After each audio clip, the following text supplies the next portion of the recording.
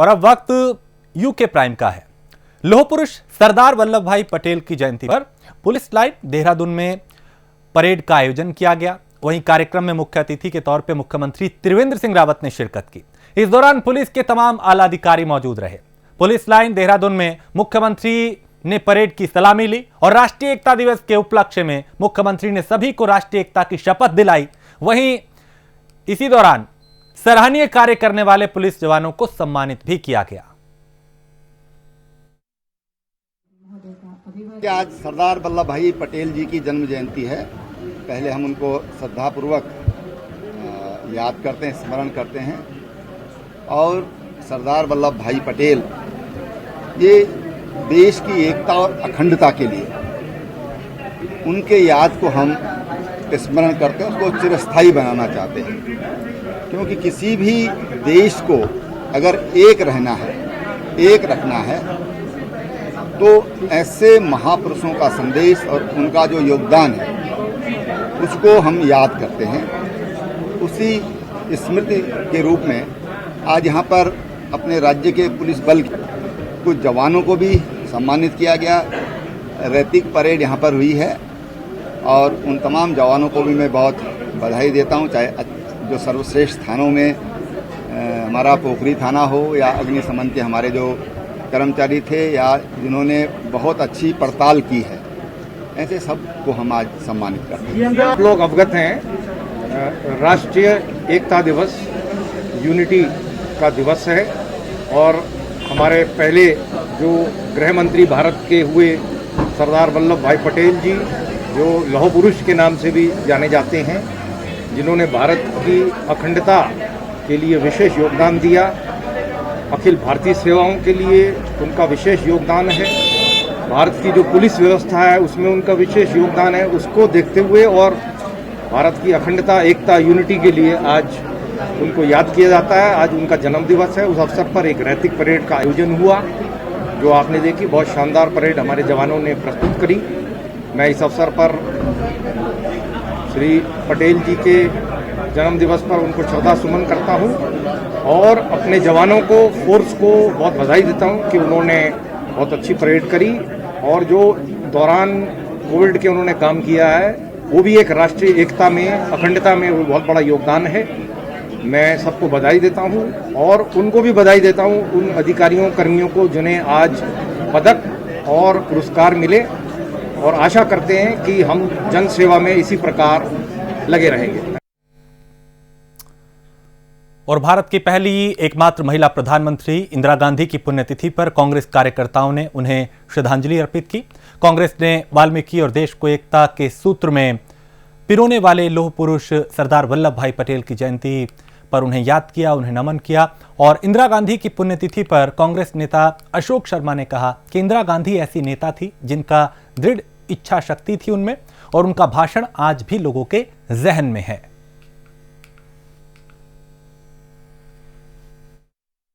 आज हमारी कांग्रेस की मजबूत सोच, मजबूत पकड़ रखने वाली और सब पर कांग्रेस को अमिट छाप देने वाली हमारी नेता इंदिरा गांधी जी का शहादत दिवस भी है। उनके चरणों में भी मैं नमन करता हूं। इंदिरा गांधी जी ने भारत पाकिस्तान युद्ध के दौरान जहां अमेरिका पूरा दबाव बना रहा था, आज उस दौर में इंदिरा गांधी जी ने अपने आयरन लेडी के रूप में अपना लोहा मनवाया और उनकी शहादत को इसलिए नमन करते हैं कि आज कांग्रेस का हर सिपाही इंदिरा गांधी जी की शहादत को नहीं नकार सकता। उन्होंने देश में औद्योगिक क्रांति को तो जहां बढ़ावा दिया ही, और हिंदू मुस्लिम सभी धर्मों का सम्मान करना भी सिखाया। उसी समय से और उससे पूर्व नेहरू जी के समय से कांग्रेस सभी धर्मों का सम्मान करने वाली पार्टी है और इसी पार्टी की सूत्रधार के रूप में इंदिरा गांधी जी के योगदान को भी नहीं भुलाया जा सकता। आज हमारे वाल्मीकि जी का जो है जन्मोत्सव है और उनको प्रणाम है, उनके पदचिन्हों पर चलने की शपथ लेते हैं। साथ ही आज हमारे जो है सरदार वल्लभ भाई पटेल लौह पुरुष, उनका भी जन्म दिवस है। और साथ ही साथ देश की पूर्व प्रधानमंत्री श्रीमती इंदिरा गांधी जी, झांसी की रानी, उन जैसा कोई वीर मैं समझता हूँ भारत की धरती पर अभी तक नहीं हुआ है। उन जैसी महिला लौह पुरुष उनका आज शहीदी दिवस है। उन्होंने देश की खातिर हंसते हंसते उन्होंने कहा था कि मेरे देश की आखिरी बूंद, मेरे लहू का एक एक कतरा देश की एकता अखंडता के लिए काम आएगा, और उन्होंने अपने उन्हीं वचनों को निभाया और देश की खातिर जान दी। ऐसी हमारी भारत की प्रधानमंत्री, पूर्व प्रधानमंत्री श्रीमती इंदिरा गांधी जी को भी हम आज के इस दिवस पर नमन करते हैं, प्रणाम करते हैं और शपथ लेते हैं कि भारत की एकता और अखंडता को बनाए रखने के लिए कांग्रेस और कांग्रेस के कार्यकर्ता हर कुर्बानी देने को तैयार हैं, हर संघर्ष करने को तैयार हैं, और देश की और एकता और अखंडता को हर हालात में संभाल के रखेंगे, और उसके लिए कोई भी बलिदान देना पड़ेगा, उसके लिए पीछे नहीं हटेंगे। धन्यवाद। और उधम सिंह नगर के जिला मुख्यालय रुद्रपुर में सांसद अजय भट्ट ने जिला पंचायत कार्यालय में बोर्ड की बैठक में हिस्सा लिया। इसके बाद सांसद ने जिला पंचायत अध्यक्ष के लिए बनाए गए आवास का भी शिलान्यास किया। इस दौरान उनका जोरदार स्वागत किया गया और बोर्ड की बैठक में कई प्रस्तावों पर मोहर भी लगी। अजय भट्ट ने कहा कि सांसद बनने के बाद वो आज पहली बार रुद्रपुर जिला पंचायत बोर्ड की बैठक में पहुंचे हैं और जिला पंचायत सदस्यों से परिचय कर रहे हैं। जिला पंचायत का आवास यहाँ पहली बार बन रहा है और मैं पहली बार ही बैठक में आज यहाँ आया हूँ। चूँकि मेरा कार्यक्रम कहीं अन्य लगा हुआ था, तो इस नाते जिला पंचायत के अध्यक्ष जी ने कहा कि हम यहाँ पर सबसे आपका परिचय कराना चाह रहे हैं। चुनाव के बाद मेरा परिचय भी नहीं हो पाया था, इसलिए मैंने आज यहाँ सभी सदस्यों से परिचय करने की दृष्टि से यहाँ का कार्यक्रम भी बनाया है। माननीय मुख्यमंत्री जी हमारे मुखिया हैं, हरक सिंह रावत जी हमारे कैबिनेट मंत्री हैं, तो कहीं पर कोई ऐसी बात नहीं है। हल्की फुल्की कभी कभी कोई ऐसी बात होती है तो उसको बहुत गंभीरता से लेने की आवश्यकता नहीं है। हम सब एक पार्टी के हैं, एक नाव पर बैठे हैं। और दिल्ली हरिद्वार मार्ग पर ट्रक ड्राइवर से तमंचे के बल पर 1.5 लाख की लूट का पुलिस ने खुलासा कर दिया। मंगलोर पुलिस को सूचना मिली कि NH58 दिल्ली हरिद्वार मार्ग पर एक ट्रक चालक से बदमाशों ने हथियार के बल पर 1.5 लाख की लूट की वारदात को अंजाम दिया। सूचना मिलते ही मंगलोर पुलिस मौके पर पहुंची। मामले को लेकर छानबीन शुरू की तो लूट की घटना फर्जी निकली। चालक ने ही पैसों को गबन करने के लिए पुलिस को लूट की झूठी सूचना दी। पुलिस ने घटना के चंद घंटों में पूरे मामले को सुलझा लिया।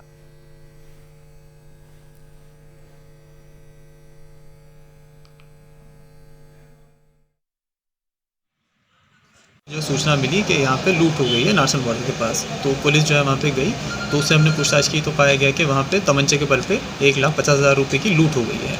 उसमें हमने जब आगे जांच की तो ये पाया गया कि जिसने हमें सूचना दी, जो ट्रक ड्राइवर था, वो उसी ने जो है पैसों का गबन किया। हमने ट्रक उसी के कहने पे जो हमारा 1,48,000 रुपये बरामद हो गए, और उसके बाद उसने बताया कि 2,000 रुपये तेल में चले गए। उसने बताया गया कि जो उसकी पारिवारिक ज़रूरतों की वजह से उसने ये सब किया, और उसके खिलाफ भी मुकदमा पंजीकृत हमने कर दिया। और एक रिटायर्ड जवान ने 2 साल पहले जो सपना देखा था, आज वो साकार होता दिखाई दे रहा है। बता दें कि रुड़की के करौंदी में 2 साल पहले एक जवान जो रिटायर्ड हो चुके हैं, राजकुमार सिंधु ने क्षेत्र के नौजवान युवाओं के लिए अचीवर्स स्पोर्ट्स एकेडमी और मिलिट्री एकेडमी के नाम से संस्थान खोला था, जिसमें उन्होंने क्षेत्र के ग्रामीण इलाकों से प्रतिभावान युवाओं को ट्रेनिंग देने की बीड़ा उठाया। आज एकेडमी के 3रे स्थापना दिवस पर झबरेड़ा विधायक देसराज कर्णवाल और बीजेपी के वरिष्ठ नेता सुबोध राकेश यहां पहुंचे। साल पहले जब मैंने शुरू किया था तो 5-6 बच्चों से शुरू किया। आज एक तो जो है हमारे क्षेत्र के बच्चे थे पहले। आज इस एकेडमी के अंदर मेरठ, सहारनपुर, उत्तर प्रदेश और पहाड़ी क्षेत्र के भी बच्चे हमारे हॉस्टल में रह रहे हैं, और बहुत सारे बच्चे जो भर्ती हो गए, भर्ती होकर के ट्रेनिंग भी किया। और एक और मतलब गर्व की बात है कि जो बच्चा हमारी ट्रेनिंग इधर से जो ट्रेनिंग लेकर के गया था, वो अपनी जो ट्रेनिंग हुई आर्मी की, उसमें भी बेस्ट कैडेट रहा। तो ये पूरे क्षेत्र के लिए गर्व की बात है, क्योंकि वहाँ पूरे हिंदुस्तान के बिल्कुल छटे हुए बच्चे जाते हैं। पूर्व फौजी होने के नाते आपने संकल्प लिया था? हाँ, संकल्प लिया था, और आप ही के चैनल पे उस बच्चे ने बोला था कि मैं 400 मीटर करना चाहता हूँ। मैंने उस दिन उसको मना किया था, लेकिन जब वो ये सारी चीज़ करके वापस लौटा, अब मैंने उसको बोला कि अब 400 मीटर में भी करना है, क्योंकि अब आपका जो फर्स्ट काम था वो पूरा हो गया। मैं बहुत बहुत बधाई देना चाहता हूँ अपने बड़े भाई राजकुमार सिंधु जी को। तो इनका एक बहुत महत्वपूर्ण कदम ये क्षेत्र के भविष्य के लिए, बच्चों के भविष्य के लिए इन्होंने जो उठाया था, वो कहीं ना कहीं कारगर दिखाई दे रहा है, क्योंकि 2 साल में बहुत तरक्की इस एकेडमी ने की है। स्टेट और राष्ट्रीय लेवल तक के बच्चे यहाँ से निकल कर सीख कर आगे बढ़ने का काम कर रहे हैं। उनके चयन यहाँ से हुए हैं। बहुत ही एक इस प्रकार से कहते हैं कि बहुत ज़्यादा स्पीड से हमारी एकेडमी आगे बढ़ रही है, और इसका पूरी तरह से जो प्रयास रहा है राजकुमार जी का, वो बहुत सराहनीय है और निश्चित रूप से इस क्षेत्र के लिए एक बहुत ही सराहनीय और महत्वपूर्ण कदम का है। मैं बहुत बहुत बधाई देना चाहता हूँ। आज हमारा स्थापना दिवस है। स्थापना दिवस के इस शुभ अवसर पर भी मैं इनको और इनकी टीम को बहुत बहुत बधाई और शुभकामनाएं देना चाहता हूँ। और यहाँ एक छोटे से ब्रेक के लिए रुकेंगे, फौरन लौटेंगे। और सभासदों के शपथ ग्रहण समारोह के बाद कीर्तिनगर विकास समिति के संयोजक प्रदीप भंडारी और विधायक गणेश जोशी के बीच में विवाद हो गया। शिफनकोट से बेघर हुए लोगों को विस्थापित करने को लेकर दोनों के बीच तीखी नोकझोंक हुई। प्रदीप भंडारी ने विधायक गणेश जोशी के साथ अभद्र भाषा का इस्तेमाल किया और कहा कि गुंडागर्दी बहुत हो गई। 2022 विधानसभा चुनाव में उनको सबक सिखाया जाएगा।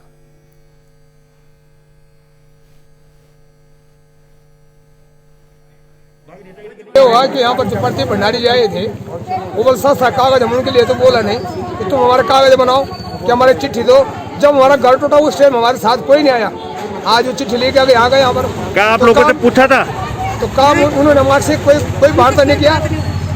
हमारे अपनी पर्सनल चिट्ठी देने के थे, विधायक साहब ने ले लिया और जेल में रख दिया। चले निश्चित ही मुझे तो लगता है कि वो इन लोगों का हितैषी कम और दुश्मन ज़्यादा है, और आप स्वयं इनकी जो है पूछ सकते हैं कि इनका उनसे कोई लेना देना नहीं। जब माननीय विधायक जी ने बोर्ड के सदन में ये कह दिया था कि मैं बोर्ड जो प्रस्ताव भेजा है उस पर भी शासन द्वारा बात की जाएगी, और उन्होंने किसी निजी व्यक्ति से भी बात की कि वो यदि जमीन दान कर देंगे तो पूज्य माता मंगला द्वारा जो है वो उनके फाउंडेशन द्वारा यहाँ पे जो है इन लोगों के लिए आवास बनाए जाएंगे। जब ये सब बातें हो गई थी, उसके बाद एक खाली राजनीति करने के लिए एक किसी समिति का एक कागज देना, ये मुझे लगता है कि सरासर राजनीति है। इससे जो है कोई लेना देना नहीं थे। उनको तो बल्कि स्वागत करना चाहिए था, तालियां बजानी चाहिए थी कि माननीय विधायक जी ने जो एक घोषणा की है उस पर जो है बहुत जल्दी अमल।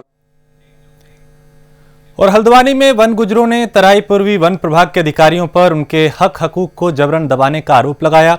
वन गुजरों का कहना है कि रणसाली और सुरई रेंज में कई साल से 150 से ज्यादा गुर्जर परिवार निवास करते हैं। अब वन विभाग उनको चारा तक नहीं बोने दे रहा, जबकि उन्होंने सभी कानूनी प्रक्रियाओं को पूरा किया है। लेकिन वन विभाग के अधिकारी उनके ऊपर जबरन दबाव बनाकर उन्हें चारा बुआई करने नहीं दे रहे।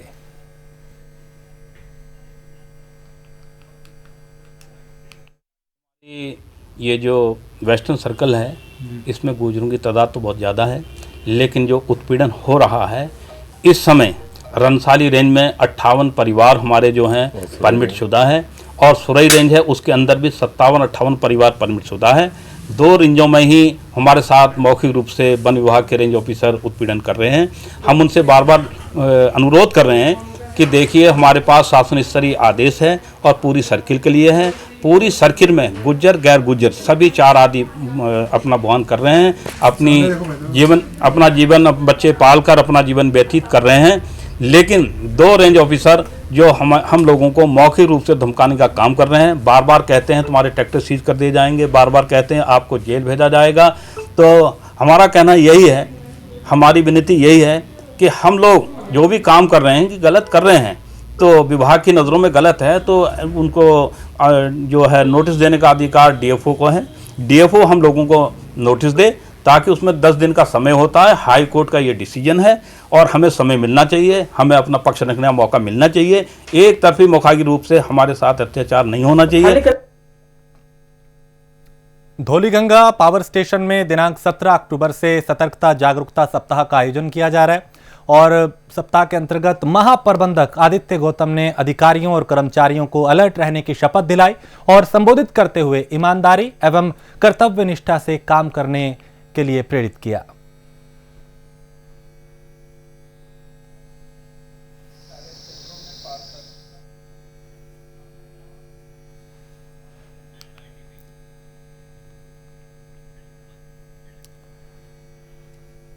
तो यहां पे कर्तव्य के प्रति ईमानदार रहने की शपथ दिलाई गई।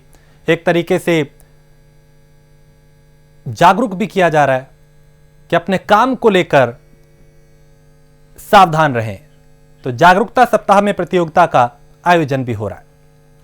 गदरपुर थाना क्षेत्र के स्कैनिया में गश्त कर रहे पुलिसकर्मियों पर फायरिंग करने वाले 3 में से 2 आरोपी गिरफ्तार हो चुके हैं। देर रात अब स्कैनिया चौकी से 2 कांस्टेबल जोशी क्षेत्र में गश्त के दौरान बाइक पर 3 संदिग्ध युवक उन्हें दिखाई दिए थे, जिसके बाद पुलिसकर्मियों ने उनका पीछा किया तो उन्होंने फायर किया था।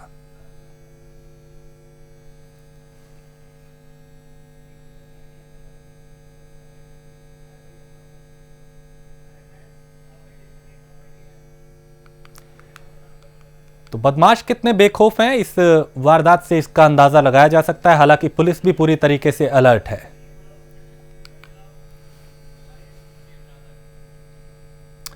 अगली खबर का रुख करते हैं। चूंकि मुख्यमंत्री डोईवाला में मुख्यमंत्री त्रिवेंद्र सिंह रावत ने कहा कि सरकार जीरो टॉलरेंस की सरकार है, यानी मौजूदा सरकार जो है उसकी जो नीति है वो जीरो टॉलरेंस की है और भ्रष्टाचार को बर्दाश्त नहीं किया जाएगा। इसलिए कुछ तथाकथित माफिया जो पहले भी सरकार को और मुख्यमंत्रियों को अस्थिर करने का काम करते रहे हैं वो बौखलाए हुए हैं और सरकार या फिर मुख्यमंत्री को गिराने की लगातार कोशिश कर रहे हैं। सरकार सत्य के मार्ग पर चलती है, सरकार ऐसे लोगों को बर्दाश्त नहीं करेगी जो राज्य के खिलाफ है। इसलिए सरकार का भ्रष्टाचार के खिलाफ धर्म युद्ध जारी रहेगा।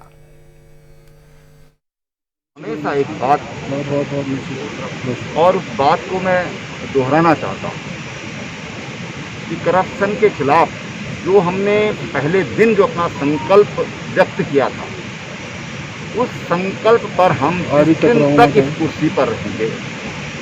उसी तरह से, उसी ऊर्जा के साथ, उसी जोश के साथ, उसी भाव के साथ डटे रहेंगे।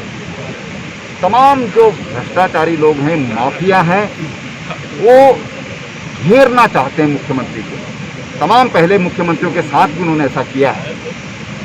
उनको बिल्कुल भी इस राज्य में जगह नहीं दी जाएगी, उनको घुसने नहीं दिया जाएगा। आज वो अपना किसी तरह से चाहते हैं कि सरकार को किसी तरह से ब्लैकमेल किया जाए, वो अपनी गलतफहमी दूर कर ले। सरकार सत्य के मार्ग पर चल रही है और सत्य के मार्ग पर चले। और यहां एक छोटे से ब्रेक के लिए रुकेंगे, फौरन लौटेंगे। और आगामी 2022 के विधानसभा चुनाव को लेकर क्षेत्रीय दल यूकेडी ने कमर कस ली है। रुद्रप्रयाग में केंद्रीय कार्यकारिणी की बैठक में यूकेडी के केंद्रीय अध्यक्ष दिवाकर भट्ट ने सभी कार्यकर्ताओं को अनुशासन का पाठ पढ़ाया।